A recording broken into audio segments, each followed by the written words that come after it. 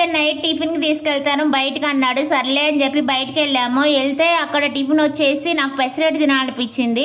పెసరట్టు ఉందా అంటే ఆంటీ వచ్చేసి లేదని చెప్పింది. సర్లే అని చెప్పేసి పెసరట్టు తినాలనిపిస్తుంది అని చెప్పి మా ఆయన అన్నాడు, ఏంటే లెగలేని కోరికలు కోరుతున్నావు, లెగలేకుండా ఉన్నావా అని అడిగాడు.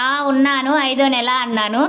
నాకు తెలియకుండా అదే కదా ఆయన జోక్ వేస్తే ఏం లేదు కానీ మనం వేస్తే అంట లెగలేని కోరికలు అంట. వాళ్ళైతే రోజు ఏదో ఒకటి అడిగి చేపించుకొని తినొచ్చు, మనం అడిగితే అలా అంటారు. సర్లే అని చెప్పేసి నైట్ ఇంటికి వచ్చాకైతే పెసర్లు అయితే ఉన్నాయి. ఒక గ్లాస్ అయితే తీసుకున్నాను. ఒక గ్లాస్ రైస్ అయితే ఇంత గ్లాస్ అయితే మనం తీసుకుంటామో అంత గ్లాస్ బియ్యం అనేది యాడ్ చేసుకోవచ్చు ఫ్రెండ్స్. నేను ఎప్పుడు చేసిన అలాగే చేస్తాను.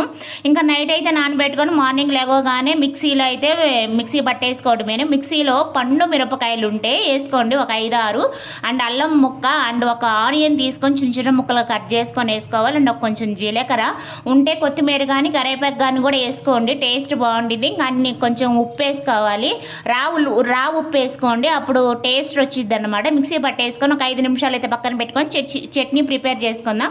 పుట్నాల పప్పు చట్నీ అయితే చేశాను. పచ్చిమిరకాయలు ఫ్రై చేసేసాను. పచ్చిమిరకాయలు కొంచెం చింతపండు వేసి ఉల్లిపాయ వేసేసుకొని పుట్నాల పప్పు వేసుకొని మిక్సీ పట్టేసుకున్నాను. మిక్సీ పట్టేసుకున్న తర్వాత తాలింపు వేసేసుకున్నాను. తర్వాత దోశ అయితే పోసుకుందాం.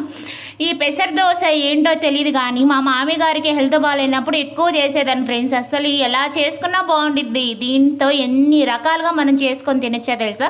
ఇవాళైతే నార్మల్ పెసర దోశ అయితే చూపించాను. రేపు ఇంకో రెసిపీ అనేది షేర్ చేస్తాను అనమాట.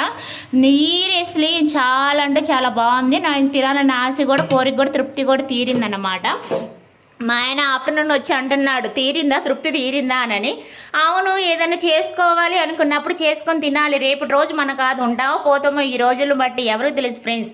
వీడియో కానీ పెసరెట్టు కానీ మీకు నచ్చితే లైక్ చేయండి, షేర్ చేయండి, సబ్స్క్రైబ్ చేయండి. బాయ్.